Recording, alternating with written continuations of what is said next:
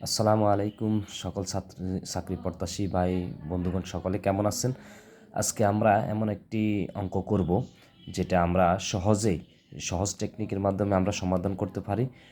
আমরা দেখি অঙ্কগুলো আছে এখানে এরকম অনেক অঙ্ক, এরকম কয়েকটা অঙ্ক আপনার প্রাইমারি পরীক্ষা কিংবা শিক্ষক নিবন্ধন পরীক্ষা কিংবা যে কোনো চাকরির পরীক্ষায় এরকম থেকে অঙ্ক একটা থাকবে কিংবা দুইটা থাকবে। তো আমরা এটাকে সহজে সময় বাঁচানোর জন্য আমরা সহজে কিভাবে করতে পারি, সহজ টেকনিকের মাধ্যমে আমি আজকে আপনাদেরকে সেটা দেখাবো। যে আমাদেরকে বলছে ৩, ৯, ৪ এর চতুর্থ সমানুপাতিক কত? তার মানে কি আমাদের এখানে ৩, ৯, ৪ এর পরে যে সংখ্যাটা আছে, যে মানটা হবে সেটা হচ্ছে চতুর্থ সমানুপাতিক। এখন এই মানটা কত আমরা কিভাবে বাইর করব এটা জানার জন্য আমরা সহজ একটা টেকনিক নেব। সেটা হচ্ছে কি,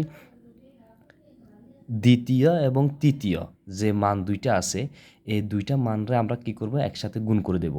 তো গুণ করে আমরা প্রথম মান যেটা আছে এটা দিয়ে আমরা ভাগ করে দেব। ভাগ করে দিলে কিন্তু আমরা আমাদের চতুর্থ সমানুপাতিক মানটা পেয়ে যেতে পারি। যেমন কি এখানে আছে তৃতীয়তে আছে ৯ গুণ ৪, আর ভাগ করে দেব কত দিয়া? ৩ দিয়া। তাহলে আমরা কি পাই? ৩ তিনিতে একবার যায়, ৩ ৯-এর ভিতর ৩ বার যায়, ৩ ছাড়া, তাহলে আমরা কত পাই? ১২। তার মানে আমাদের এই চতুর্থ সমানুপাতিক মানটা হচ্ছে ১২। সেমভাবে আমাদের এখানে আছে ৪, ৮, ১০ এর চতুর্থ সমানুপাতিক কত? আমরা পূর্বে যে অঙ্কটা করছি এটার মতোই আমরা ৮ এবং ১০ এই দুইটা রাশির গুণফল বাইর করে ফেলব। তাহলে ৮ গুণ ১০, আর আমরা প্রথম রাশি দিয়ে কী করব? ভাগ করে দেব।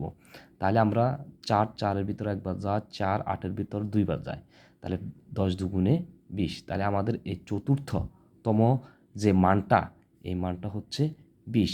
সেমভাবে আমাদের এখানে ৬, ১২, ১৮ এর চতুর্থ সমানুপাতিক মানটা কীভাবে বাইর হবে আপনারা ১ নাম্বার এবং ২ নাম্বার অঙ্ক যারা বুঝতে পারছেন তারা এই তৃতীয় নাম্বার অঙ্কের সমাধানটা অবশ্যই বাইর করতে পারবেন। যারা বাইর করতে পারবেন তারা অঙ্কের মানটা বাইর করে আমাদের কমেন্ট সেকশনে জানান।